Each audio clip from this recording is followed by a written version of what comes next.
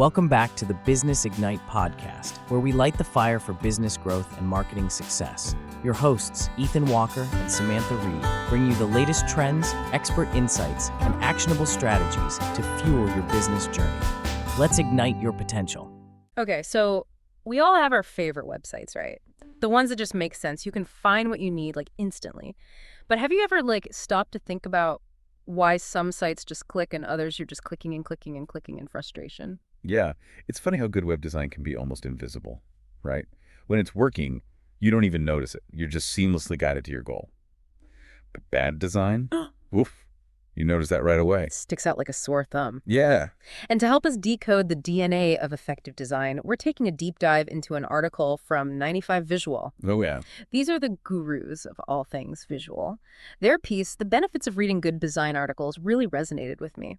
It's packed with insights that go way beyond just making things look pretty. Absolutely. And I think one of the biggest takeaways from it for me is that it's really about people, right? At its core, web design is about understanding people, your psychology, your behavior, even your potential frustrations. So it's less about the tech itself, more about how we as humans experience that tech. Exactly. And the article really emphasizes user experience. It's about anticipating your needs as a visitor and then using design principles to guide you effortlessly through the site. That makes me think about those times I've landed on a website and instantly felt lost. Where's the menu? How do I even find anything? Right. And that's a perfect example of where design falls short. And the article actually gives some specific examples, like confusing navigation or burying crucial information deep within the site. These are the design sins that make us want to hit that back button faster than you can say 404 error. Oh, I've been there. Yeah. It almost feels like some websites forget they're being designed for actual humans who need to, use them. Yeah, and that's precisely why understanding user psychology is so crucial. It's about empathy. A good designer puts themselves in the visitor's shoes, anticipating their needs and potential pain points. It's about removing obstacles, not creating them. So it's almost like good design. It's like a good host at a party. They make you feel welcome and point you in the right direction and make sure you're having a good time without even realizing they're orchestrating the whole thing. I love that analogy. And then on the flip side of that bad design is like that awkward guest who blocks the snack table and talks your ear off about their stamp collection. Ouch, I can practically feel the awkwardness. Yeah. Okay, so if those are the pitfalls, how do we design websites that people actually enjoy using? So this is where the article gets really interesting. It dives into the strategic thinking behind good design and how understanding things like visual hierarchy can really make or break the user experience. Visual hierarchy. Now that sounds a little intimidating. Is this where things start getting too technical? Not at all. It's actually quite intuitive once you understand the basics. Think of it like this. So about that visual hierarchy thing, it still sounds a bit like design jargon to me. Break it down for us non-designers. It's simpler than it sounds. Imagine walking into a room where everything is the same size and color. Overwhelming. Every visual hierarchy is about creating order out of that chaos. Okay, so instead of a room, it's a website. And instead of furniture, it's Well, what? headlines, images, buttons. You got it.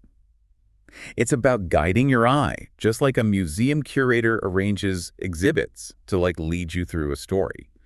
The article mentions techniques like using size and placement. Larger elements, especially at the top, naturally draw our attention first. So like those giant hero images you see on some websites, the ones with the sweeping landscapes or the product shots that make you want to reach out and touch them. Exactly. They're using size to immediately grab your attention. But it's not just about size, it's also about using contrast. Ever noticed how important text is, often in a bold contrasting color? That's not an accident. And don't forget those strategically placed call to action buttons, the ones that practically scream, click me, click me. They always seem to be in a contrasting color that pops off the page. Exactly. They're using color to subconsciously guide your actions. It's about making that desired action, whether it's signing up for a newsletter or making a purchase impossible to miss. So there's actually a whole science behind making those buttons irresistible. I've been manipulated by good design. We all have. Yeah. But the article argues that this influence can be a force for good. When used ethically, it enhances usability, making it easier for us to find what we need and engage with the content in a meaningful way. That makes sense. It's like the difference between a cluttered store with products haphazardly thrown on shelves versus a beautifully merchandised boutique where everything has its place and you're naturally drawn to the key pieces. I love that comparison. And this brings us to another crucial design principle highlighted in the article: simplicity.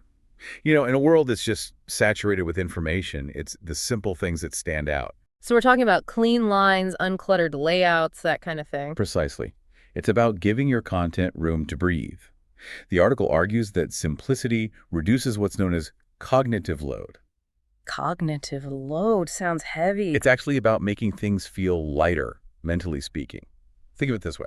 Okay, so cognitive load is like that feeling you get when you've been scrolling for hours and your brain is fried, like it's information overload. Exactly. And a cluttered, poorly designed website just adds to that cognitive overload.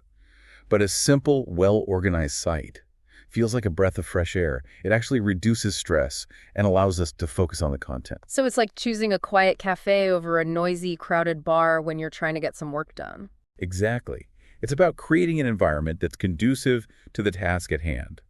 And in this case, that task is finding information, making a purchase, or simply enjoying the content.